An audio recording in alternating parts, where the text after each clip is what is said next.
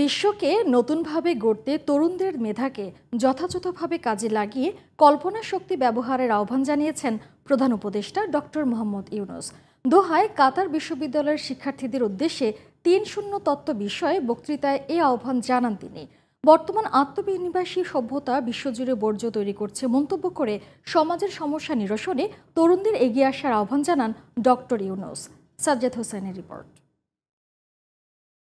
This civilization will be শূন্য net carbon নির্গমন, শূন্য সম্পদ মজুত এবং শূন্য বেকারত্ব, ৩-০ একটি বিশ্ব নির্মাণ বিষয়ে বৃহস্পতিবার সকালে কাতার বিশ্ববিদ্যালয়ের শিক্ষার্থীদের উদ্দেশ্যে বক্তৃতা করেন অন্তর্বর্তী সরকারের প্রধান উপদেষ্টা নোবেল বিজয়ী অধ্যাপক doctor Mohammad Yunus.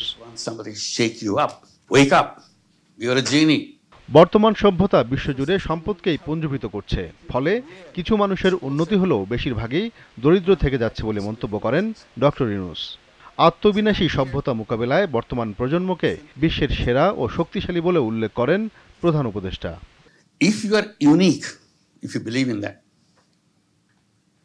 what that uniqueness brings to us in this spaceship, what do I contribute, what do I add as a unique person? If I don't, I'm wasting myself. So university's role is to make you aware. Please don't waste yourself. You can change the whole world.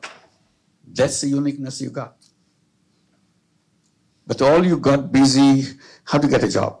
শুধু নিজের বা প্রতিষ্ঠানের জন্য নয়, সমাজের বিভিন্ন সমস্যা সমাধানে তরুণদের আত্মনিয়োগ করার আহ্বান জানান professor Yunus. The civilization that we are going through is a self-destructive civilization. We cannot protect ourselves from that civilization. This civilization will kill us completely. Making money in a conventional business, making money may be happiness. Making other people happy, making the whole world happy is a super happiness. So you have to judge which happiness you are looking for. Petty happiness to make wealth, be rich, or a huge, huge happiness. My one idea has changed the world. Everyone has more than one idea to change the world, but you never take that path because it has no market value. নিজস্ব উদ্ভাবনী শক্তি কাজে লাগিয়ে ৩-০ পৃথিবী গড়তে club গঠনে তরুণদের আহ্বান জানান প্রধান উপদেষ্টা। Again, for you to decide which way. Sajjad Hossain, GTV news, Dhaka.